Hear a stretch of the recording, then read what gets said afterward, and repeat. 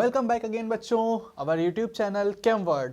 तो last turn पे हम पढ़ रहे थे SHM सिंपल हार्मोनिक मोशन या सरल आवर्त गति, जिसमें हमने देखा कि सरल आवर्त गति क्या होती है, कैसे होती है, डेरिवेशन किया, उसकी इक्वेशन निकाली, आवर्त काल जाना, विस्थापन जाना कैसे हो रहा है, और हमने उसमें आवृत्ति पढ़ी, कला पढ़ी। ठीक है, इन सब चीज़ों का हमने ब्रीफ डिस्क्रिप्शन किया था। आज उसी के आगे थोड़ा सा कंटिन्यू करते हैं।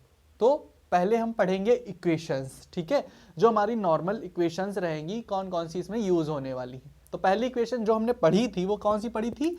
समय और विस्थापन की, समय विस्थापन समीकरण। ठीक है ना, ये हमने कौन सी पढ़ ली थी? y is equal to A sine omega T. इसको हमने डेराइव भी किया है, y is equal to A sine omega T. ठीक है, इसके बाद में हम अगली इक्वेशन जो पढ़ने वाले हैं वो पढ़ने वाले हैं समय और वेग की। किसकी? समय वेग समीकरण। ठीक है ना, समय वेग समीकरण, इसकी बात करते हैं। तो समय वेग समीकरण में क्या करेंगे, इसको हम डिफरेंशिएट कर देंगे। ठीक है, डिफरेंशिएट कर देंगे टी के रिस्पेक्ट में, टाइम के रिस्पेक्ट में। तो कैसे करते हैं, देखिए हमने इसको u से प्रेजेंट किया। ठीक है, हम यहाँ पर वेग क्या ले रहे हैं? u ले रहे हैं। u इज इक्वल टू, जो हम डिफरेंशिएट करेंगे इस इक्वेशन को, तो t के रिस्पेक्ट में करेंगे, ये हो जाएगा dy ओवर dt। t के रिस्पेक्ट में हम इस इक्वेशन को, ऊपर वाली इक्वेशन को डिफरेंशिएट करने वाले हैं। तो हम जान लें कि जो साइन ओमेगा टी होता है, इसका जब डिफरेंशिएट करते हैं तो साइन चेंज हो जाता है कॉस में। किस में चेंज हो जाता है? कॉस में। तो ये क्या हो जाएगा? ये क्या हो जाएगा? ए कॉस ओमेगा टी। ठीक है, ए नहीं, ए का कुछ नहीं होगा क्योंकि ए क्या है? यहाँ कांस्टेंट है। ए क्या है? कांस्टेंट है। साइन का क्या हो जाएगा? कॉस हो जाएगा। साइन का क्या हो जाएगा? कॉस हो जाएगा। उसके बाद अभी ओमेगा टी का अलग से करना होगा। तो जब ओमेगा टी का करेंगे तो ओमेगा भी इसमें क्या हो जाएगा? कांस्टेंट आ जाएगा। ठीक है, तो ये भी क्या, इसके आगे हमने लिख लिया कांस्टेंट, इसका भी कोई डिफरेंशिएशन नहीं किया। और टी का क्या हुआ? टी का बेटा टी के रिस्पेक्ट में कर रहे हैं ना, तो टी का 1 हो जाता है। टी का क्या हो जाता है? 1। तो हमारा क्या आ गया? ए ओमेगा कॉस ओमेगा टी। ठीक है, ये हमारी कौन सी इक्वेशन आ गई? समय वेग समीकरण आ गई। ठीक है, ऊपर वाली इक्वेशन को हमने डिफरेंशिएट कर दिया। कैसे डिफरेंशिएट किया? साइन ओमेगा टी का होता है कॉस ओमेगा टी। ठीक है, तो ए साइन ओमेगा टी है तो ए कॉस ओमेगा टी हो गया। फिर हमने ओमेगा टी का किया, ओमेगा कांस्टेंट है, इसका कुछ होगा नहीं, तो हमने इसको एज इट इज रख दिया। ठीक है, टी का क्या हो जाएगा? 1 हो जाएगा क्योंकि हम टी के रिस्पेक्ट में कर रहे हैं। इसके बाद हम आगे काम करेंगे। इसमें हम एक काम और कर सकते हैं। क्या कर सकते हैं? जैसे एक इक्वेशन रहती है मैथमेटिक्स में, sine square omega T plus cos square omega T is equal to होता है 1। क्या होता है? 1। यहां से हम कॉस की वैल्यू फाइंड कर लें, तो cos square omega T is equal to क्या हो जाएगा? 1 minus sine square omega T. बोलो हाँ। ठीक है, क्या हो जाएगा? 1 minus sine square omega T. Square हटाएंगे, उधर रूट लग जाएगा, तो ये हो जाएगा cos square omega T is equal to under root 1 minus sine square omega T. ठीक है, ये हो जाएगा साइन स्क्वायर ओमेगा टी। अब हमने यहां से हमने जाना y इज इक्वल टू क्या होता है? ए साइन ओमेगा टी। अगर हम यहां से वैल्यू निकाल ले साइन ओमेगा टी की, तो क्या आ जाएगी? यहां से साइन ओमेगा टी की वैल्यू क्या आ जाएगी? y साइन ओमेगा टी की वैल्यू यहां से क्या आ जाएगी? y, ये इधर है y अपॉन ए। और अगर स्क्वायर लगा हो तो वहां भी स्क्वायर लग जाएगा। तो अगर हम साइन स्क्वायर ओमेगा टी की वैल्यू चाहें तो ये क्या हो जाएगा? Y square upon a square हो जाएगा। ठीक है, वही हम यहां रख दें, तो cos square omega T is equal to क्या हो जाएगा? Under root 1 minus y square upon a square. ठीक है ना, y square upon a square. अब यहां से निकाल लें cos square omega T is equal to under root a square minus y square upon, ये भी रूट में ही रहेगा अभी, और अपॉन में क्या हो जाएगा? ए स्क्वायर। ठीक है, इतना हो जाएगा। अब ये पूरी वैल्यू उठा के यहां पर वापस ले आओ। ठीक है, वापस कहां ले आए? ऊपर ले आए। तो हमने यहां से कॉस स्क्वायर ओमेगा टी की वैल्यू फाइंड की है। ठीक है, इसको हम कहां? इसमें रख दें वापस। ठीक है, तो देखेंगे क्या हो जाएगा? u is equal to a omega और हमारे पास है क्या, हमारे पास है क्या, यहाँ पर cos ओमेगा टी है, ठीक है, cos ओमेगा टी है। तो यहाँ पर हम इसकी इक्वेशन को पुट कर दें तो स्क्वायर में है हमारे पास, ठीक है। तो यहाँ पर भी हम क्या कर सकते हैं, यहाँ पे क्या करें, हम इस वैल्यू को एज इट इज पुट कर दें, ठीक है। तो ए स्क्वायर माइनस वाई स्क्वायर आ जाएगा, ए स्क्वायर माइनस वाई स्क्वायर। तो ए ओमेगा अंडर रूट, ए ओमेगा अंडर रूट, जैसे यहां तक हम चले, ठीक। इसके बाद में हमने क्या किया, साइन स्क्वायर की वैल्यू को अंदर किया, है ना।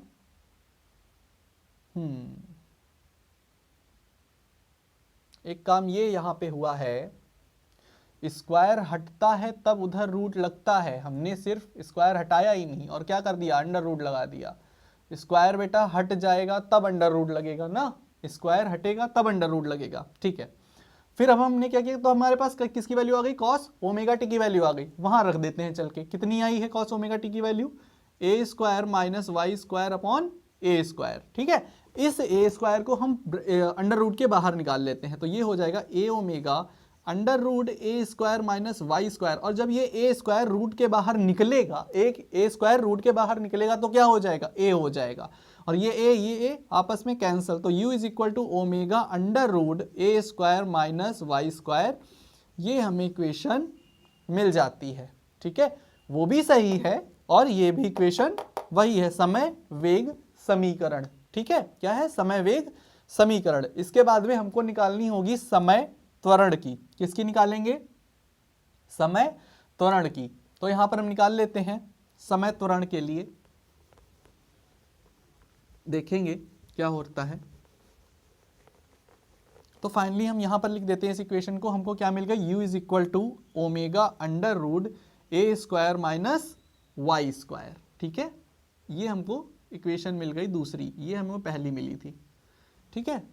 यहां पर अब हम तीसरी इक्वेशन डेराइव करेंगे, ठीक है। अब देखेंगे तीसरी में क्या होता है। तीसरी हमको निकालनी है समय त्वरण समीकरण, ठीक है ना। समय त्वरण में देखेंगे क्या होता है। तो त्वरण को हम अल्फा से प्रेजेंट कर लेते हैं, अल्फा। जैसे हमने इसको वन टाइम यहां पर हमने डिफरेंशिएट किया था, इसको अगर मैं टू टाइम डिफरेंशिएट कर दूं, टू टाइम डिफरेंशिएट मतलब d square y upon d t square, ठीक है।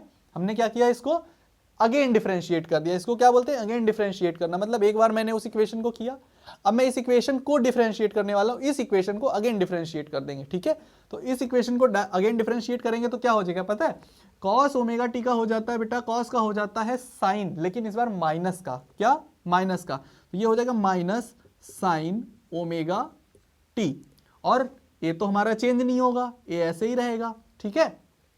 ए पे तो कोई फर्क पड़ नहीं रहा है। और बचा इसमें अब ओमेगा टी, तो टी मैंने बताया टी के रिस्पेक्ट में कर रहे हैं, टी तो 1 हो गया, लेकिन ओमेगा का अगेन हो जाएगा, तो ये हो जाएगा ओमेगा स्क्वायर। क्या हो जाएगा, ओमेगा स्क्वायर, ठीक है, ओमेगा स्क्वायर। अब अगर हम यहां से y is equal to sine omega t, यहां से फिर से वैल्यू निकालेंगे, और अब की बार हम क्या कर रहे हैं, ये हटा के स्क्वायर हटा के यहां पर हम वैल्यू रखने वाले हैं। तो y अपॉन ए आता है साइन ओमेगा टी की वैल्यू, तब ये पूरा हमारे पास जो डिफरेंशिएट सॉल्व करके आएगा d two y upon d t square is equal to, ये आ जाएगा माइनस ओमेगा स्क्वायर वाई। क्या आ जाएगा, माइनस ओमेगा स्क्वायर वाई। कैसे, ये हमारे पास है minus a omega square sine omega t, sine omega t की वैल्यू कितनी है, वाई अपॉन ए, तो ये हो जाएगा omega square into y upon a, तो ए से ए कैंसल हो जाएगा, क्या आएगा, माइनस ओमेगा स्क्वायर वाई, ठीक है, ये इक्वेशन आ जाएगी।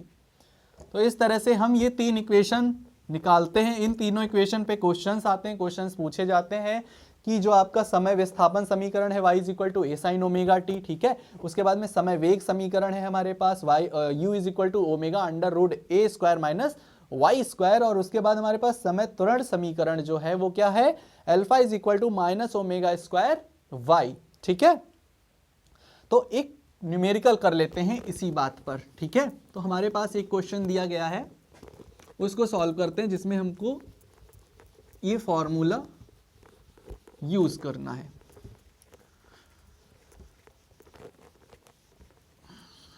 तो देखते हैं। तो क्वेश्चन हमारे पास है, ठीक है, क्वेश्चन दिया गया है, क्वेश्चन ये दिया गया, ध्यान से सुनिएगा कि कोई वस्तु, ठीक है, क्वेश्चन हमारे पास दिया गया है कोई वस्तु 5 सेंटीमीटर के आयाम, क्या दिया है, कोई वस्तु 5 सेंटीमीटर के आयाम, तो हमारे पास आयाम पता है, आयाम जो है ए वो हमको दिया गया है कितना, 5 सेंटीमीटर्स, ठीक है, 5 सेंटीमीटर के आयाम तथा 0.2 सेकेंड की आवृत्ति के, ठीक है, 0.2 सेकेंड की आवृत्ति के, तो आवृत्ति के दिया है, ठीक है, तो इसका मतलब हमको क्या दिया हुआ है, यहां पर आवृत्ति दी हुई है, फ्रीक्वेंसी, ठीक है, कि सरल आवर्त सेकेंड की आवृत्ति से सरल आवर्त गति करती है, ठीक है, सरल आवर्त गति करती है। उसके बाद दिया है वस्तु का त्वरण तथा, वस्तु का त्वरण तथा, ठीक है, त्वरण तथा वेग ज्ञात कीजिए, हमको क्या फाइंड करना है, त्वरण फाइंड करना है और क्या फाइंड करना है, वेग, ठीक है, ये दो चीजें क्या है, क्वेश्चन मार्क हैं, और हमको, ठीक है, टी दिया हुआ है, टी दिया है, आवर्तकाल दिया है कितना, 0.2 सेकेंड, कितना दिया है, 0.2 सेकेंड, ठीक है, 0.2 सेकेंड का यहां पर आवर्तकाल दिया गया है और आयाम हमें पता है। फिर हमको त्वरण और वेग निकालना है, ठीक है, त्वरण और वेग निकालना है। अगर हमारे पास विस्थापन, विस्थापन हमारे पास दिया गया है, अगर विस्थापन कितना हो, विस्थापन अगर हो, पहला हमारा दिया है 5 सेंटीमीटर, दूसरा हमारा दिया 3 सेंटीमीटर और तीसरा हमारा दिया है 0 सेंटीमीटर, तीन हमारे पास विस्थापन दिए गए हैं, तीनों स्थितियों में हमको त्वरण और वेग निकालना है, ठीक है, तीनों स्थितियों में हमें त्वरण और वेग निकालना है।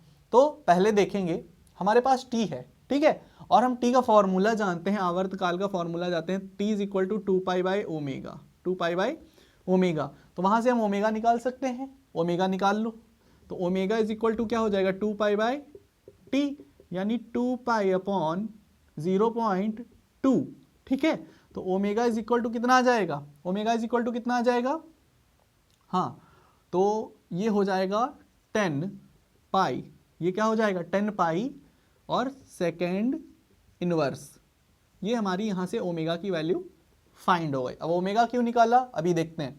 तो पहली शर्त जो है हमारी वो है 5 सेंटीमीटर के विस्थापन के लिए, जहां पर आयाम दिया है 5 सेंटीमीटर, ठीक है, और टाइम पीरियड कितना दिया है, 0.2 सेकेंड। तो पहले हमको निकालना है त्वरण, क्या निकालना है, त्वरण। तो त्वरण के लिए फॉर्मूला क्या होता है, alpha is equal to minus omega square y, अभी हमने फाइंड किया था, है ना, alpha is equal to minus omega square y. पहली कंडीशन में हम त्वरण निकालने वाले हैं। तो देखें, ओमेगा स्क्वायर की वैल्यू पता है, ये रही, तो माइनस, ठीक है, ओमेगा कितना है 10 पाई का स्क्वायर और वाई कितना है पहली बार में 5, ठीक है, तो ये कितना आ जाएगा, कितना आ जाएगा यहाँ पर, तो 10 का स्क्वायर कितना हो जाएगा 100 पाई स्क्वायर डॉट 5, यानी मल्टीप्लाई में है, तो ये कितना हो जाएगा -500 पाई स्क्वायर, ठीक है, पाई स्क्वायर, और किस में है, सेंटीमीटर में है, ठीक है, सेंटीमीटर में है, क्लियर, किस में है, सेंटीमीटर में है।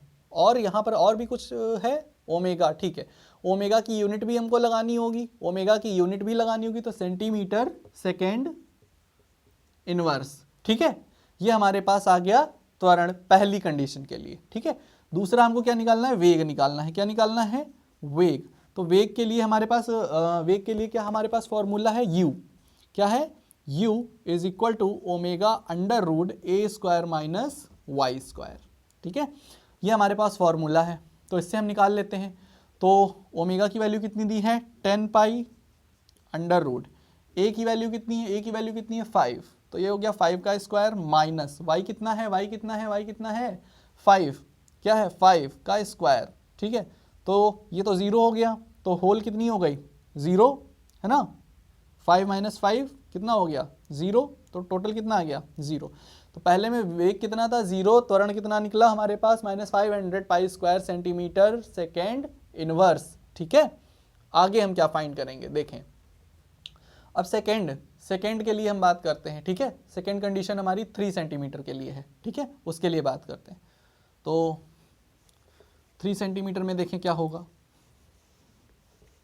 3 सेंटीमीटर में देखें तो इस बार ओमेगा स्क्वायर तो फिक्स है, तो माइनस ये हो जाएगा 110 क्या हो जाएगा 10 पाई का होल स्क्वायर, वाई कितना इस बार हमारे पास है 3, तो ये कितना आ जाएगा, कितना आ जाएगा 100 और 3 कितना हो जाएगा -300 पाई स्क्वायर, ठीक है, सेंटीमीटर सेकेंड इनवर्स। मल्टीप्लिकेशन है अंदर और तो कुछ नहीं है इसमें।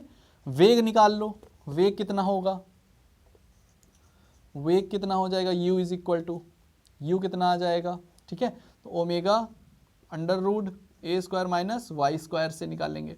ओमेगा कितना है 10 पाई है, कितना है 10 पाई है, अंडर रूट ए कितना है बेटा, ए कितना है 5 यानी 25, क्योंकि ए का क्या है स्क्वायर है, वाई कितना है इस बार 3, तो ये क्या हो गया 9, क्या हो गया 9, तो ये हो गया 10 पाई अंडर रूट, ये कितना हो गया 16 यानी 4, 10 पाई इंटू 4 कितना हो गया 40, कितना हो गया 40 हो गया, ठीक है 40 हो गया, 40 यहाँ पर क्या हो जाएगा, ओमेगा की यूनिट कितनी थी सेकेंड इनवर्स, ठीक है, और हमारे पास ए भी है और वाई भी है, ए भी है और वाई भी है, तो ये हो जाएगा 40 सेंटीमीटर 40 पाई, ठीक है, कितना 40 पाई सेंटीमीटर सेकेंड इनवर्स, ठीक है, सेकेंड इनवर्स। आगे अगर हम बात करें, ठीक है, आगे अगर हम बात करें तो हमको थर्ड कंडीशन क्या दी हुई है 0 सेंटीमीटर के लिए, थर्ड क्या दी है 0 सेंटीमीटर के लिए, तो 0 के लिए निकाल लो, तो 3 की जगह क्या हो जाएगा 0 हो जाएगा, तो ऑल ओवर कितना हो जाएगा सब 0, ये वाली वैल्यू कितनी आ जाएगी 0, यहाँ पर y कितना दिया गया है 0, कितना दिया गया है 0, तो ये 5 हो जाएगा, है ना, ये 25 का क्या हो जाएगा यहाँ पर 5 आ जाएगा निकल के, ये कितना हो जाएगा 50, कितना हो जाएगा 50, ठीक है, तो इस तरह से हम ये कैलकुलेशन करते हैं इसमें। तो ये एक छोटा सा हमारे पास न्यूमेरिकल दिया गया था। अब आगे बात करें, ऊर्जाओं की बात करें कि हमारे जो सिस्टम है सिंपल हार्मोनिक मोशन है, इसमें एनर्जी के फार्मूला क्या क्या होते हैं। जैसे हमको पता है 2 टाइप की एनर्जी रहेंगी, ठीक है, एक स्थितिज ऊर्जा और एक गतिज ऊर्जा। स्थितिज ऊर्जा क्या होती है, जो किसी वस्तु की स्थिति के कारण ऊर्जा होती है उसमें, उसको क्या कहते हैं स्थितिज ऊर्जा कहते हैं, और जो गति के कारण होती है उसको क्या कहते हैं गतिज ऊर्जा कहते हैं। और थर्ड जो एनर्जी होती है वो दोनों का कॉम्बिनेशन होती है, इट मीन्स दोनों को ऐड कर दीजिए तो हमारे पास संपूर्ण ऊर्जा निकलती है, जिसको कहते हैं टोटल एनर्जी। तो पहले हम जो पढ़ेंगे वो पढ़ेंगे गतिज ऊर्जा, ठीक है, गतिज ऊर्जा क्या होती है, ठीक है। तो अभी अभी हम जानते हैं, हमने अभी अभी विस्थापन पढ़ा, क्या पढ़ा विस्थापन, u is equal to omega under root a square minus y square, ठीक है। और नॉर्मल हम पढ़ते आ रहे हैं कि जो गतिज ऊर्जा E इज इक्वल टू होता है, गतिज ऊर्जा जो E होता है, सॉरी K होता है, क्या होता है K होता है, क्या होता है half m v square, half m v square, v क्या है यहाँ पर u दिया है, क्योंकि हमको वेग क्या पता है u पता है, तो u का स्क्वायर हो जाएगा, नॉर्मल फॉर्मूला पुट कर देंगे इसी में, तो यहाँ पर हमारी पास क्या आ जाएगी काइनेटिक एनर्जी इसकी कितनी आ जाएगी, गतिज ऊर्जा कितनी आ जाएगी, गतिज ऊर्जा को क्या बोलते हैं kinetic energy, kinetic energy, kinetic energy कितनी आ जाएगी k is equal to half m u square की वैल्यू रख दूँ तो क्या हो जाएगा ओमेगा स्क्वायर और रूट हट जाएगा, तो ये क्या हो जाएगा ए स्क्वायर माइनस वाई स्क्वायर, तो ये हमारी क्या हो जाएगी गतिज ऊर्जा। दूसरा हमको देखना है स्थितिज ऊर्जा, स्थितिज ऊर्जा, ठीक है, इसको क्या बोलते हैं पोटेंशियल एनर्जी, ठीक है ना। ये कब होती है कि जब भी कोई वस्तु स्थित होती है, ठीक है, जब भी कोई वस्तु स्थित होती है उसकी स्थिति के कारण जो उसमें एनर्जी होती है, ऊर्जा होती है, उसको हम कहते हैं गतिज स्थितिज ऊर्जा या पोटेंशियल एनर्जी। तो इसको कुछ नहीं करना है। अब हम जानते हैं कि जैसे हमारा जो जब हम इसको ऑसिलेट करा रहे थे इस तरह से, तो हमने आयाम एक चीज निकाली थी, है ना, और आयाम क्या होता है अधिकतम विस्थापन, यानी कि पिंड कितनी दूर अधिकतम जा सकता है, वहां को हमने ए कह दिया था, ठीक है, अधिकतम विस्थापन को हमने क्या कह दिया था ए। तो इस कंडीशन में जो यहाँ पर ए और वाई हैं वो क्या हो जाएंगे बराबर हो जाएंगे, तब जब हम इसमें फॉर्मूला रखेंगे तब वो हमारा क्या हो जाएगा, हम यहाँ पर स्थितिज ऊर्जा को u से प्रेजेंट करते हैं, किससे u से, तो u इज इक्वल टू हो जाएगा हाफ m ओमेगा स्क्वायर, ठीक है, ओमेगा स्क्वायर। अब देखेंगे यहाँ पर a और y एक टाइम पे हो जाते हैं बराबर, ठीक है, a और y क्या हो जाते हैं एक टाइम पे बराबर हो जाते हैं, ठीक है, और किस टाइम पे होते हैं जब अधिकतम विस्थापन होता है जिसको आयाम बोलते हैं, तो उस टाइम पे ये दोनों एक हो जाएंगे और हम इसको लिख देते हैं नॉर्मल y स्क्वायर। तो ये हमारी अगली इक्वेशन आ जाती है, ये हमारी यहाँ पे ये फर्स्ट इक्वेशन है, ठीक है, ये कौन सी है, गतिज ऊर्जा, ये हमारा तो वेग है नॉर्मल, ठीक है। अब हम अगर टोटल एनर्जी की बात करें यानी संपूर्ण ऊर्जा की बात करें, संपूर्ण ऊर्जा, ठीक है, इसको क्या बोलते हैं, टोटल एनर्जी, ठीक है, टोटल एनर्जी। अगर हम इसकी बात करें तो इन दोनों को क्या कर दें, जोड़ दें, तो K प्लस यू हो जाएगा। तो K प्लस यू कर दें तो कितना आ जाएगा, half m omega square a square minus y square और plus half m omega square y square, ठीक है। कॉमन क्या है, हाफ m ओमेगा स्क्वायर, इतना कॉमन है, बचा क्या, a square minus y square और उधर क्या है, प्लस वाई स्क्वायर, तो वाई वाई कैंसल आउट। तो टोटल एनर्जी हमारे पास E, जो इसको E से प्रेजेंट करते हैं, तो E बराबर कितना आ जाएगा, E बराबर जो हमारा आ जाएगा वो आ जाएगा हाफ m ओमेगा स्क्वायर और अंदर ए स्क्वायर। तो ये हमारी आ जाएगी क्या, टोटल एनर्जी, क्या आ जाएगी, टोटल एनर्जी। तो इस तरह से हम टोटल एनर्जी को फाइंड आउट कर लेते हैं, ठीक है। इसके बाद में हम कुछ एग्जाम्पल्स के बारे में पढ़ेंगे, कुछ एग्जाम्पल जो सरल आवर्त गति के क्या उदाहरण होंगे उनकी बात करेंगे, ठीक है, कि सरल आवर्त गति के एग्जाम्पल क्या क्या हो सकते हैं। नॉर्मल आपने पढ़ा, ठीक है, बहुत से मैंने मूवमेंट बताए, ठीक है, जैसे पत्तों का हिलना, है ना, पत्तों का हिलना, जो आपका सांकर जानते हैं ना, बाइक में जो लगा हुआ होता है आगे, वो भी मूवमेंट करता है। जो आपकी सिलाई मशीन होती है, ठीक है, उसमें जो सुई होती है वो भी सरल आवर्त गति करती है, क्योंकि वो भी एक पॉइंट के इधर उधर मूव करती है ना। जो आपका इंजन लगा होता है पानी खेत में खींचने वाला, जिससे सिंचाई वगैरह करते हैं, उसमें पिस्टन लगा होता है, वो भी अप एंड डाउन करता है। तो ऐसी कोई भी सिस्टम जो अपनी एक बिंदु के इधर उधर गति करेगा वो सरल आवर्त गति के अंडर में आएगा, ठीक है। तो उसी से रिलेटेड हम कुछ एग्जाम्पल्स देखते हैं। तो पहला हमारे पास एक सिस्टम है और हमको उस सिस्टम पे देखना है और देखना है वहां पर टाइम पीरियड उसका क्या आएगा, ठीक है, वो भी सरल आवर्त गति का उदाहरण होगा। सिस्टम हमारा कुछ ऐसा है, ये एक दीवार है, ये क्या है, दीवार है, ठीक है, इस तरह से दीवार है, इस पे हमने ये एक ए सिस्टम लगाया है। ये सिस्टम ऐसा है कि यहाँ से एक स्प्रिंग है जुड़ी हुई और ये यहाँ पर एक बॉक्स से जुड़ी है, इस तरह से, ठीक है, बॉक्स से जुड़ी है जिसका मास कितना है, m मास के, इससे स्प्रिंग से एक जुड़ी हुई है। अब हम क्या करते हैं, इस स्प्रिंग को, इस मास को, ठीक है, इस मास को अगली बार में बी पोजीशन, ठीक है, वही है, हमने किया क्या, अब इसको, इस मास को ऐसे पकड़ा और थोड़ा सा आगे खींचा, हमने इस मास को पकड़ा और थोड़ा सा आगे खींचा। अब चूंकि ये स्प्रिंग है और स्प्रिंग का काम क्या होता है, इस तरह से कम ज्यादा होना, है ना, अपनी बार बार पोजीशन को कंटेन करती है, फिर बढ़ती है, फिर घटती है, ये आप सब जानते हैं, इलास्टिसिटी होती है स्प्रिंग में। तो हमने क्या किया, इस मास को आगे थोड़ा सा शिफ्ट किया। तो हम कर लेते हैं, मान लीजिए यहाँ पे आ गया ये मास इस तरह से, ठीक है ना, यहाँ पे आ गया और ये स्प्रिंग में थोड़ा सा क्या तनाव उत्पन्न हो गया, खिंचाव उत्पन्न हो गया, ठीक है, जिससे क्या हुआ कि ये यहाँ से यहाँ तक x डिस्प्लेसमेंट इसका हो गया, यानी x दूरी ये विस्थापित हो गई, x दूरी ये उधर को विस्थापित हो गई।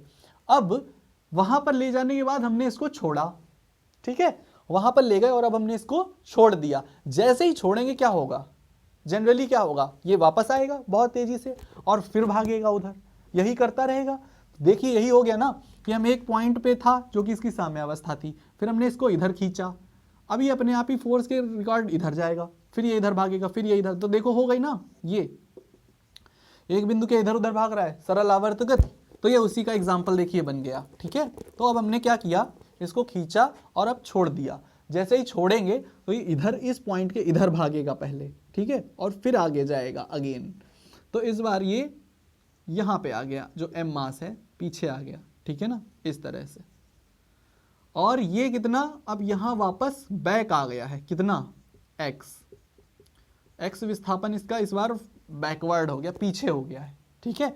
तो यही हमारा सिस्टम है कि हमने क्या किया, एक स्प्रिंग ली, उसको एक दीवार से बांधा और उस पर एक हमने मास m लगाया, मास को हमने उधर खींचा, ठीक है, आगे की ओर खींचा, इससे हुआ क्या, x डिस्प्लेसमेंट, x इसमें डिस्प्लेसमेंट हुआ, ठीक, x दूरी इसने क्या विस्थापित हो गया, आगे बढ़ गया, और जैसे ही वहां पे ले जाके हमने इसको छोड़ दिया, छोड़ने पे ये वापस अपनी स्थिति में आने की कोशिश ही कर रहा था। क्यों? क्योंकि यहां पर एक फोर्स लग रहा है, क्योंकि यहां पर एक फोर्स लग रहा है जिसको आप बोलते हैं प्रत्यानयन बल। प्रत्यानयन बल का कार्य क्या होता है, काम क्या होता है, अपनी साम्यावस्था में वापस लाना, अपनी स्थिति में वापस लाना। तो वही यहां भी करेंगे, ठीक है। तो ये पिंड वापस आएगा, या मास जो हमारा है वो वापस आएगा और बहुत तेजी से पीछे भागेगा, फिर ये आगे जाएगा। तो ये जो पॉइंट हम देख रहे हैं, ये वाला तो ये लाइन है, ये साम्यावस्था वाली लाइन है, और देख रहे हैं कि ये अब इसके इधर उधर बराबर गति करेगा। तो ये एक हमारा सरल आवर्त गति का उदाहरण है, ठीक है।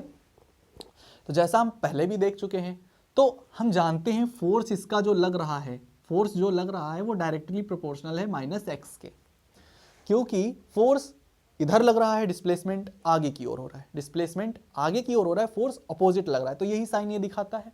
प्रोपोर्शनलिटी कांस्टेंट हटा दो, F इज -kx हो गया, F इज क्या हो गया, -kx हो गया। हम जानते हैं न्यूटन के नियम से, ठीक है, न्यूटन के नियम से, न्यूटन के नियम से आप क्या जानते हैं, F इज क्या होता है, ma होता है, ठीक है, ma होता है।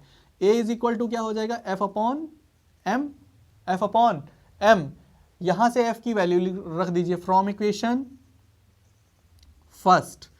फर्स्ट से F की वैल्यू रख दो, तो क्या हो जाएगा, A is -kx upon m, ठीक है, kx अपॉन m ये हो जाएगा। यहां पर हम x को थोड़ा सा बाहर रख लें इस तरह से, kx अपॉन m। इससे हमको क्या दिख रहा है, इससे हमको क्या दिख रहा है कि जो A है वो डायरेक्टली प्रोपोर्शनल किसके है, x के है। इसको हमको यहां से दिख रहा है ना कि A जो है वो डायरेक्टली प्रोपोर्शनल किसके है, -x के है, ठीक है। तो यहां से जब भी कोई सरल आवर्त गति कोई पिंड करता है तो उसका एक फॉर्मूला टाइम पीरियड का होता है, आवर्त काल का जो फॉर्मूला होता है वो ये होता है, क्या होता है, आवर्त काल t is equal to 2π under root विस्थापन अपॉन त्वरण, ठीक है, विस्थापन अपॉन त्वरण। ये फॉर्मूला होता है आवर्तकाल निकालने का जब भी कोई पिंड या कोई भी चीज किसमें सरल आवर्त गति में होगी। तो t is equal to 2π under root, विस्थापन को किससे हम प्रेजेंट करते हैं, x से, x हो रहा है, अपॉन त्वरण क्या है, a है, त्वरण क्या है, a है। इस इक्वेशन पे आइए, ठीक है, इस वाली पे, इस इक्वेशन से मैं निकालने वाला हूं x अपॉन a। तो x उधर है, a इधर है, हम क्या करें, m को इधर भेज दें, तो ये क्या हो जाएगा, a m is equal to -kx। हमको चाहिए क्या, x अपॉन a, ठीक है। तो इसको हम कहाँ ले आए, इधर ले आए, और इसको हम नीचे भेज दें। तो x अपॉन a कहाँ गया, इधर चला गया, k कहाँ आ जाएगा, इधर आ जाएगा। तो ये क्या हो जाएगा, m अपॉन k। तो x अपॉन a की वैल्यू कितनी आ जाएगी, m अपॉन k। वही हम यहाँ पे रख देंगे, t is equal to 2π under root m upon k। ये आपका इक्वेशन जो होगा, ये समीकरण जो होगा, ये होगा आवर्तकाल निकालने का इस पूरे सिस्टम के लिए, ठीक है। तो ये हमारा पहला एग्जाम्पल हो गया।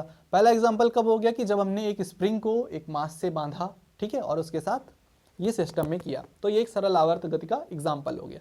दूसरा हम एक और सिस्टम लेने वाले हैं, एक दूसरा सिस्टम लेंगे, उस पर काम करेंगे, देखेंगे उसमें क्या होता है, ठीक है। ये सिस्टम हमारे द्वारा बनाए गए हैं, ठीक है ना, कि इनमें सरल आवर्त गति होती है। अब देखेंगे उसमें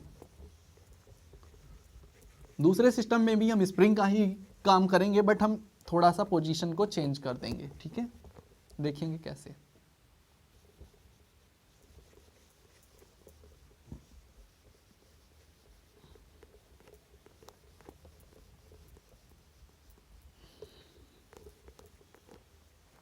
देखें, इस बार हम ये सिस्टम ले रहे हैं इस तरह से, ठीक है, और इस पे भी हम ये हमारी दीवार रहेगी एज यूजुअल, जिससे एक स्प्रिंग बंधी होगी, और यहाँ पे लॉक होगा, और फिर एक और इसी से स्प्रिंग बंधी होगी, और इससे रखा होगा मास m, ये इस तरह से m।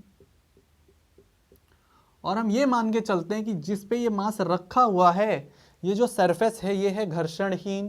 पहले वाले एग्जाम्पल में भी वो क्या थी, घर्षणहीन थी, ठीक है, यानी कि आराम से ये मास इस पे फ्लक्चुएट कर सकता है, ठीक, मूव कर सकता है, कोई फ्रिक्शन नहीं लग रहा है। तो अब इस स्थिति में क्या होता है कि फिर से हमने एक स्प्रिंग ये ली और एक स्प्रिंग यहाँ पे ये ली, ठीक, दो स्प्रिंग ले ली जिनके अलग अलग बल नियतांक हैं K1 और K2, ठीक, अलग अलग है, ठीक है। अब देखेंगे होता क्या है कि हम इसको आगे खींचते हैं, जैसे हमने उसमें खींचा था, इस मास को हम आगे खींचेंगे और छोड़ेंगे। तो जब हमने इसको आगे खींचा तो ये वाली स्प्रिंग कुछ ना कुछ डिस्प्लेस हुई होगी आगे की ओर, मान लिया वो कितना हुई, x डिस्प्लेसमेंट हुई, कितना हुआ डिस्प्लेसमेंट, x1 हो गया। वो डिस्प्लेस हुई होगी, वो भी हुई होगी, तो वो मान लो x2 डिस्प्लेस हो गई। मतलब ये स्प्रिंग यहाँ पे थी, है ना, यहाँ पे, और ये मान लो खिंच के कहाँ यहाँ पहुंच गई एक बार, तो ये हो गया x1, ठीक है। अगर ये वाला पॉइंट खिसक के थोड़ा आगे यहाँ तक चला गया तो ये हमने मान लिया x2, ठीक, एज्यूम करना है ऐसा हो रहा है, ठीक है। तो हमने दोनों के लिए डिस्प्लेसमेंट मान लिया कि थोड़ा थोड़ा इनमें डिस्प्लेस हो रहा है, x1 हो रहा है इसके लिए और x2 हो रहा है इसके लिए, ठीक, थोड़ा सा डिस्प्लेसमेंट हो रहा है इनमें।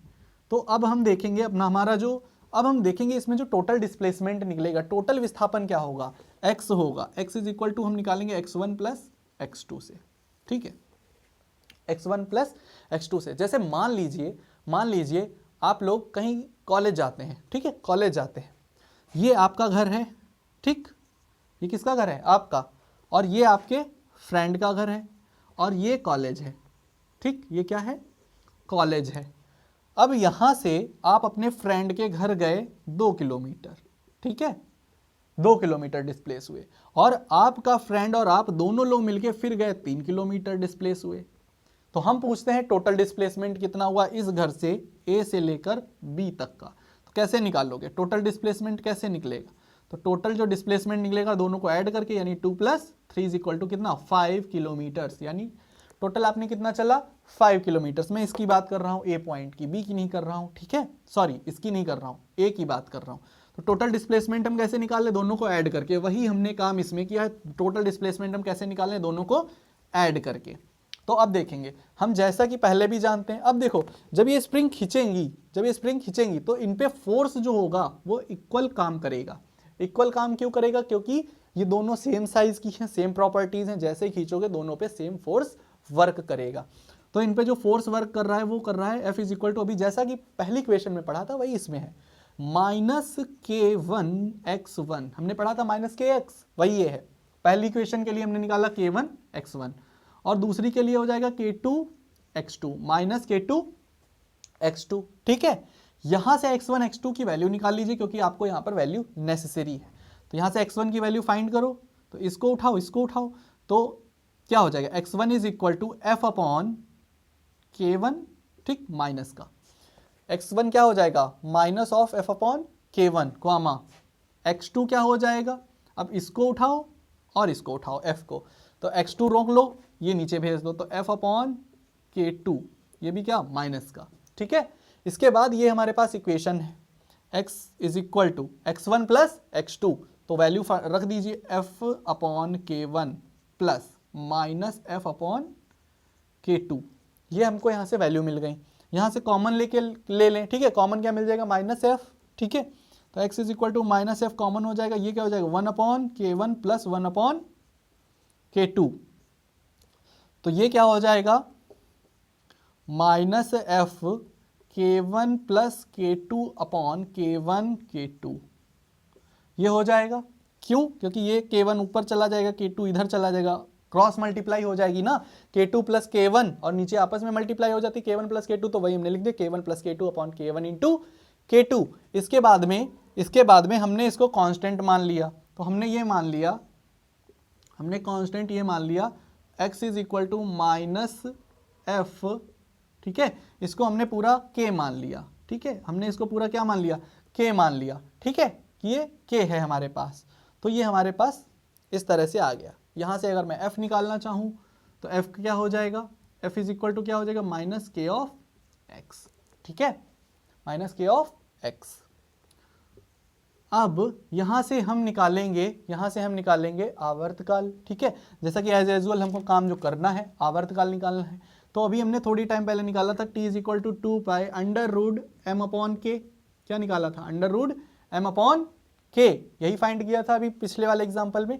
अब k की वैल्यू सिर्फ इसमें हमको पुट कर देनी, तो t is equal to 2π √m, k की वैल्यू क्या है, ये ये है के की वैल्यू, ठीक है, क्योंकि के हमने इस k1 plus k2 upon k1 k2 को हमने क्या मान लिया था, के मान लिया था, तो वही हमको यहाँ पर वैल्यू रखनी है। अब देखिए यहाँ पर हमको वैल्यू किसकी पता है, के की, हमको चाहिए किसकी, 1 अपॉन के की। जब हमको 1 अपॉन के की चाहिए तो ये पूरी जो वैल्यू है ये क्या हो जाएगी, पलट जाएगी। तो k1 k2 ऊपर आ जाएगा, k1 प्लस k2 नीचे आ जाएगा। तो m k1 प्लस, ठीक है ना, ये क्या हो जाएगा, k1 plus m upon k, ठीक है। तो ये क्या हो जाएगा, k1 प्लस k2, ठीक है ना। यहां पर हमको क्या पता है, f, और ये हो गया k1 प्लस k2, ठीक है। यहां से हमने निकाल लिया f is equal to this one, okay. यहां पे, ठीक है, k की वैल्यू हमको ये पता है, और यहां पर जो हमको पता है हमको क्या लगाना है, 1 अपॉन k, ठीक है। तो 1 अपॉन k हम यहां पर रखेंगे, ठीक है। जैसे ही हम यहाँ पर f इज इक्वल टू ये निकालेंगे यहाँ पर, तो बेटा ये यहाँ पर चेंज हो जाएगा, ठीक है। यहाँ पर f की वैल्यू क्या आ जाएगी, जब आप f निकालोगे यहाँ से तो ये है, ठीक है। जब f निकालोगे यहाँ से तो ये हो जाएगा minus k1 dot k2 upon k1 plus k2, ठीक, और इंटू x, ठीक। ये इस तरह से हो जाएगा। जब f निकालोगे x को इधर लेके आओगे तब ये वैल्यू यहाँ से उल्टी हो जाएगी। अब हम यहाँ इस वैल्यू को हमने मान लिया है k, ठीक है, इस वैल्यू को हमने माना है k, ठीक। जब इस वैल्यू को k माना है तो अब यहाँ वाली जो पोजीशन है ये चेंज हो जाएगी। तो जो नीचे k1 प्लस k2 है ये ऊपर चला जाएगा, k1 plus k2 upon k1 dot k2 नीचे आ जाएगा। तो ये हमारा फॉर्मूला आ जाएगा इस एग्जाम्पल के लिए, इस केस के लिए, इस तरह से, ठीक है। क्लियर है। अब आगे बात करें, एक और हमको इस पे प्रॉपर्टी करनी है, ठीक है, एक काम और करना है, देखेंगे उसमें क्या है। ये एग्जाम्पल है छोटे छोटे, और कुछ नहीं है इनमें।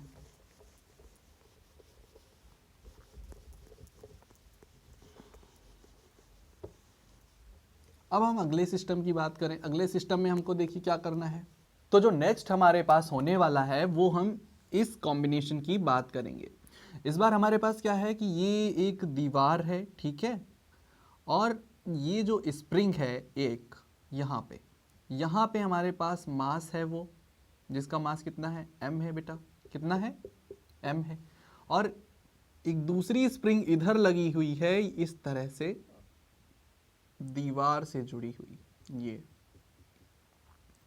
ठीक है। और यहां अगेन दोनों के जो बल नियतांक हैं k1 और k2 क्या है, डिफरेंट है, क्या है, डिफरेंट है इस बार भी, ठीक है। और अब हम बात करेंगे यहां पर फोर्सेस की। तो अब क्या होगा, देखो ये वाला मास हम थोड़ा सा इधर करें या उधर करें, मान लीजिए हमने इधर किया तो k1 थोड़ा कंप्रेस हो जाएगा और k2 क्या, थोड़ा खींचेगा। अब खींचेगा तो यानी कि इधर डिस्प्लेसमेंट होगा कुछ ना कुछ, तो वो डिस्प्लेसमेंट हमने इधर मान लिया x2, कितना मान लिया, x2। अब जब ये इधर खींच के छोड़ दोगे तो ये ऐसे से कंपन करने लगेगी, जब ये कंपन करेगी तो दोनों तरफ डिस्प्लेसमेंट होगा, तो इधर हमने मान लिया x1 होगा, यही होगा ना। इस एग्जैक्ट पॉइंट के इधर उधर अब ये कंपन करेगा छोड़ने पे, एक बार हमने एक तरफ भी खींच के छोड़ दिया तो कंपन करेगा। तो इनके लिए हम अदर दोनों तरफ क्या फोर्सेस निकाल लें, तो F1 इसके लिए क्या हो जाएगा, is equal to minus k1 x1, ठीक है ना। F2 क्या हो जाएगा, F2 क्या हो जाएगा, माइनस k2 x2, ठीक। इस पे हम नेट फोर्स निकाल लेंगे, यानी F टोटल, तो F टोटल क्या हो जाएगा, F1 प्लस F2, तो F टोटल निकालेंगे क्या आ जाएगा, जोड़ दो, तो minus k1x plus minus k2x2, ठीक है ना। तो ये F टोटल आ जाएगा। इनमें कॉमन क्या दिख रहा है, कॉमन हमको क्या दिख रहा है, कॉमन तो यहाँ पर कुछ नहीं है, ओ सॉरी, यहाँ पर जो x होगा, x क्या कॉमन हो जाएगा, यहाँ पर x1 x2 नहीं रहेगा, ठीक है ना। x दोनों में क्या इक्वल ही होगा, क्योंकि जब हम खींचेंगे तो इसमें x क्या हो जाएगा, समान हो जाएगा, ठीक है। तो हम सिर्फ x की बात करेंगे, यहाँ पर सिर्फ x की बात करेंगे। तो अब इनमें x हमको कॉमन दिख रहा है, तो माइनस x कॉमन हो गया और ये हो गया k1 प्लस k2। इसको हम लिख सकते हैं f is equal to minus kx, इस तरह से, ठीक है। अब तुरंत क्या करें हम, तुरंत क्या करें, हम यहाँ पे टाइम पीरियड निकाल लें तो आवर्तकाल क्या हो जाएगा, आवर्तकाल इज इक्वल टू टी बराबर 2π√m/k, जैसा कि पिछली बार भी रखा था इस बार भी वही रख देंगे। उसके बाद में t is equal to 2π√m/k, तो m तो यही रहा, k की कितनी वैल्यू है k, ये हमने माना, ठीक, k1 प्लस k2, तो ये हो जाएगा k1 प्लस k2 और ये इसका आवर्तकाल निकल जाएगा। तो ये भी हमारा आवर्त गति, सरल आवर्त गति का एक एग्जाम्पल ले सकते हैं। अगले हम एग्जाम्पल की जो बात करेंगे वो हम बात करेंगे सरल लोलक की, ठीक है, जो हमारा पेंडुलम होता है, जो घड़ी में लगा हुआ होता है, ठीक है, उसकी बात करेंगे, ठीक है। तो पेंडुलम को देखते हैं, देखें, हम एक सिस्टम लेते हैं उस पर बात करते हैं। तो ये हमारे पास एक बेस है इस तरह से, ठीक है, जहां से ये एक पेंडुलम लटक रहा है इस तरह से, डॉटेड हमने बना लिया, ये यहाँ पर एस पे ये कहीं फिक्स है, ठीक है, एस पॉइंट पे, और ये क्या कर रहा है, इधर उधर मूव कर रहा है दोनों तरफ, ठीक है, इधर भी और उधर भी। हमने मान लिया कि एक टाइम पे ये यहाँ पर रुक गया, ठीक, ए पॉइंट पे, ये हमने जस्ट स्टॉप किया, इसको रोका है। देखिए ये ऐसे है नॉर्मल, ठीक है, ये बेस एस है, एस पॉइंट से लटका हुआ है और ये इस तरह से क्या गति कर रहा है, जिसको हमने क्या कहा, सरल आवर्त गति, ठीक है ना। तो ये सरल आवर्त गति कर रहा है। तो हमने एट ए पॉइंट पे इसको रोका और वहां पे हम कुछ काम करने वाले हैं। इसको हमने ओ मान लिया, ठीक है, और ये लेंथ हमने मान ली एल लंबाई का, ये हमारा सरल लोलक है। उसके बाद हम यहाँ पर x डिस्प्लेसमेंट देखते हैं, ये 0 यानी O पॉइंट से कितना आगे डिस्प्लेस हुआ है उसको हमने x मान लिया, ठीक, जैसा कि हमने पहले प्रीवियस एग्जांपल्स में भी इसको पढ़ा है। उसके बाद में अब देखो क्या होता है कि जब भी कोई ऐसे थ्रेड होती है, यानी कि कोई रस्सी होती है या कोई भी धागा होता है, उस पर जब इस तरह से कोई चीज़ लटकी हुई होती है, नीचे फोर्स लगता है ना नीचे की ओर, तो ये जब नीचे की ओर होता है तो इसमें एक तनाव उत्पन्न होता है, तनाव मतलब टेंशन, है ना, इस पे उत्पन्न होगी, स्ट्रेस उत्पन्न होगी, जो खींचने पे इसको मजबूर करती है, वही यहाँ पे हो रहा होगा। तो अब ये हमारे पास ओरिजिनली यहाँ पे, तो इस पे एक टेंशन टी डैश हमने मान लिया ऊपर की ओर लग रही होगी। उसके बाद नीचे जो पिंड है, आप जानते हो कोई भी चीज़ जो होती है उस पर ग्रेविटेशनल फोर्स लगता है, तो यहाँ पर एक गुरुत्वाकर्षण बल भी लग रहा होगा, जो इसको लग रहा होगा यहाँ नीचे की ओर, इसको हम कहेंगे mg, क्या कहेंगे, mg, ये हमारा क्या है, गुरुत्वाकर्षण बल। अब देखो इसके mg के होंगे दो कंपोनेंट, ठीक है, दो कंपोनेंट, जिसको हम क्या बोल सकते हैं, हिंदी में बोलते हैं घटक, ठीक है ना। तो दो यहाँ पे घटक होंगे, एक तो ये होगा और एक ये यहाँ पे होगा, दो होंगे, इसको हम बोलेंगे mg sin थीटा और ये होगा mg cos थीटा। दो इसके यहाँ पर अलग अलग क्या होंगे, ठीक है, घटक होंगे और ये थीटा एंगल यहाँ से बना रहा होगा। तो ये सिस्टम हमारा इतना है, इस पे हमको काम करना है, ठीक है। अब होता क्या है इसमें कि जैसे हम एक चीज़ जानते हैं, यहाँ पर एक फोर्स वर्क कर रहा होगा, हमने प्रत्यानयन बल की बात की है ना, तो F की हमने बात की है। प्रत्यानयन बल क्या होता है कि जो विस्थापन को अपोजिट वर्क करता है ना, विस्थापन के क्या अपोजिट वर्क करता है, तो वही हमारा प्रत्यानयन। अब अपोजिट यहाँ पे क्या लग रहा है, mg साइन थीटा, तो इसको हम लिख देंगे minus mg sine theta. Minus क्यों लगाया, माइनस इसलिए लगाया क्योंकि ये जो विस्थापन हो रहा है, फोर्स उसके अपोजिट डायरेक्शन में लग रहा है ना। विस्थापन कहाँ हो रहा है, आगे की ओर, फोर्स कहाँ लग रहा है, पीछे की ओर, ठीक है ना। तो ये हम यहाँ से जानते हैं। तो F is equal to mg sine theta, sine theta की हम इसमें से वैल्यू फाइंड करेंगे। Sine theta is equal to, अब थीटा तो हमारे पास ये है, थीटा ये है, तो लंब कौन सा होगा, ये सामने वाला, कर्ण कहाँ होगा, इधर, और आधार कहाँ होगा, इस साइड, ठीक है ना।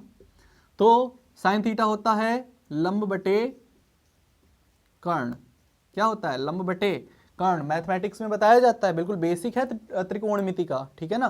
तो लंब कितना है बेटा, OA कितना है, OA, कर्ण कितना है, OS कितना है, OS, फाइंड करोगे वैल्यू क्या क्या आ जाएंगी, OA कितना है x, OS कितना है L, तो हमको क्या मिला, sine theta is equal to x upon L from equation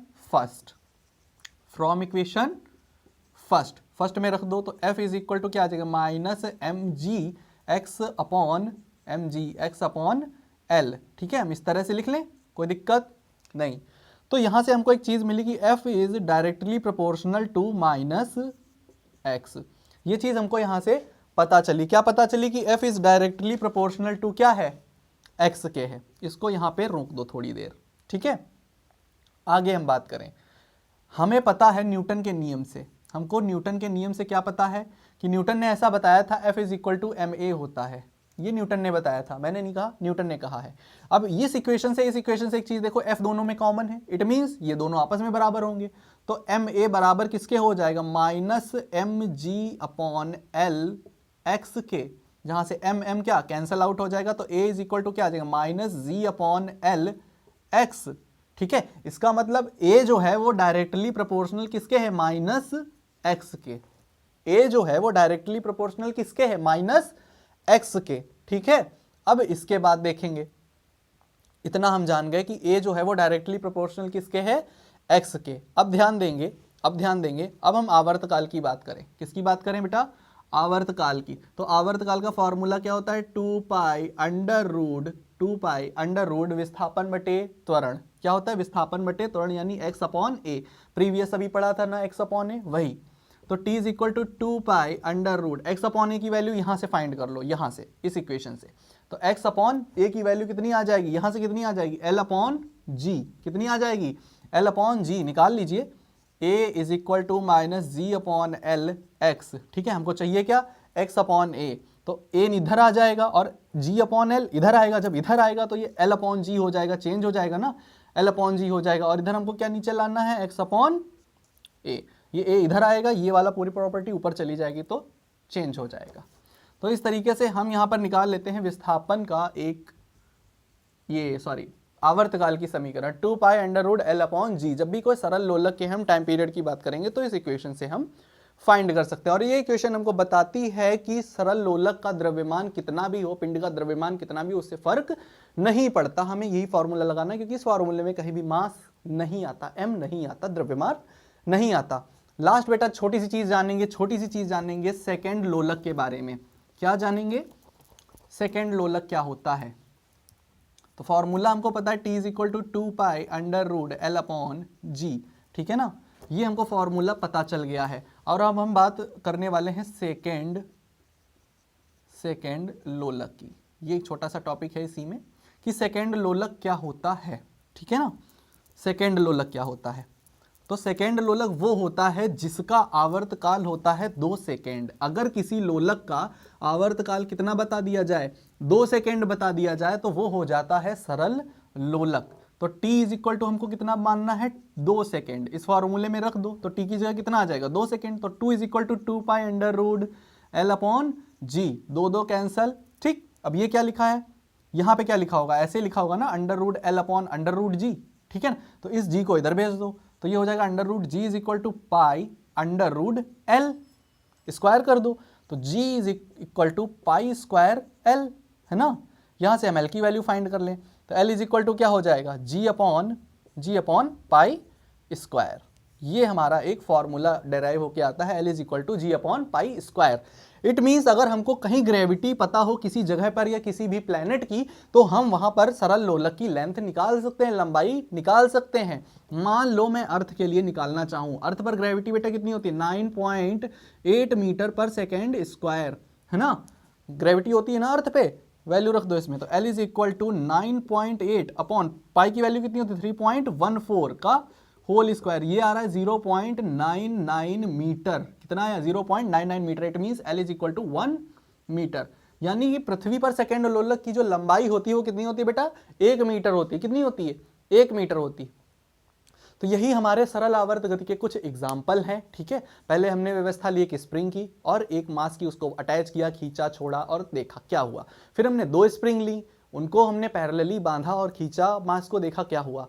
फिर हमने क्या किया, मास को बीच में रखा और दोनों स्प्रिंग अलग अलग बांधी, तब देखा क्या हुआ। एंड लास्ट में हमने एक सरल लोलक की बात की कि किस तरह से वो मूवमेंट कर रहा है और उसका आवर्तकाल क्या होगा। लास्ट में हमने बात की सेकेंड लोलक की, कि सेकेंड लोलक क्या होता है, जिसका आवर्तकाल कितना हो, 2 सेकेंड हो। ठीक है ना, तो यही हमारे कुछ आवर्त गति के, सरल आवर्त गति के एग्जाम्पल्स हैं। थोड़ा सा टॉपिक और बचा है, इसको हम नेक्स्ट लेक्चर में कंप्लीट कर लेंगे। ओके, आज के लिए इतना ही रखते हैं। Thank you.